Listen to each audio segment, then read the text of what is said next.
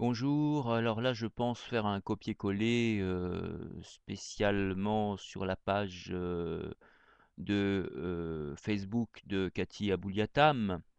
Je suis donc moi-même, et Marc, hein, je vais préciser, et donc, ce message s'adresse plus particulièrement, à mes amis du centre LGBT.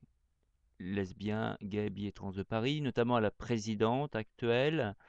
Voilà, c'est un donc je fais appel, que je recherche, des personnes. Alors on va et après, effectivement, j'ai presque envie de dire, le plus de manière, la plus démocratique possible, faire une réunion et puis, pour pouvoir élire la présidente, enfin de préférence évidemment, présidente donc de l'association René Vivien. Pareil, le titre est à voter en assemblée générale.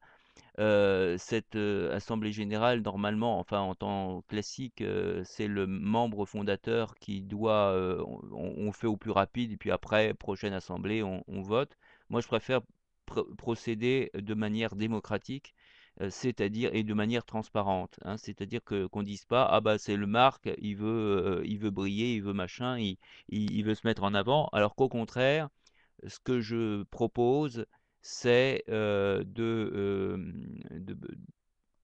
profiter du centenaire, de la mort de René Vivien pour relancer René Vivien dans le monde et notamment par, la création d'une association.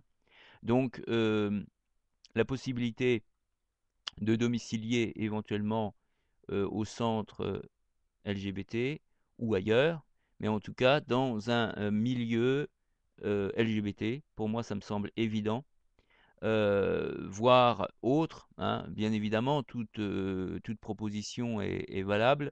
Je pense notamment à Saadia, qui a lu lors de la soirée René Vivien et qui m'avait contacté bien avant cette soirée, mais pour X raisons, pour ces histoires de serpents dont j'ai eu l'occasion de parler déjà, notamment, des histoires de clans comme il arrive partout, il y a des amis et des ennemis. Et ceux que je prenais pour des amis étaient finalement des ennemis de René Vivien. Et ceux que je prenais pour des ennemis, c'était finalement des amis. Bon, j'ai été un petit peu, comme on dit, aveugle sur cette histoire-là, et je me suis retrouvé du coup dans le clan considéré comme étant un ennemi et non pas comme un ami. Ce qui est bien évidemment dommage, mais bon, c'est comme ça, c'est par faute de ma part, hein, j'assume totalement mon aveuglement. Heureusement, j'ai eu le temps d'être éclairé, par, Pauline, hein, je pen mer un grand, grand merci à Pauline, et qui est peut-être, la seule et une des rares à avoir confiance en moi. Donc un petit coucou si elle pouvait, être, membre du conseil d'administration, si toutefois elle accepte, parce qu'elle veut peut-être rester justement libre. Et donc on est libre véritablement que dans l'anonymat, quelque part. Moins on se montre, moins on se montre et plus on est protégé.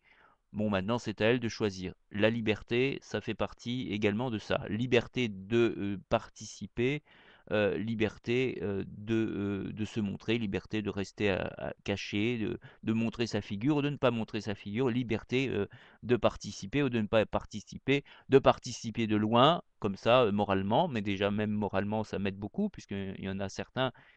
Mike, par exemple, ne veut pas se montrer, mais moralement, il me dit: «Je te soutiens moralement». Donc tout ça, ces soutiens-là sont évidemment très importants. Je pense à Imogen également qui me soutient moralement. Donc ça, évidemment, ce sont des personnes très importantes pour moi, pour me donner des ailes, pour continuer ce combat pour la visibilité, tout simplement, la visibilité, rendre visible cet auteur euh, personnellement j'aime bien en tant que lecteur, hein, effectivement, je précise bien en tant que lecteur, pas en tant qu'homme, hein, je précise, parce qu'on pourrait croire des fois que voilà, voilà. Et non, non, il ne s'agit que de l'auteur, je précise.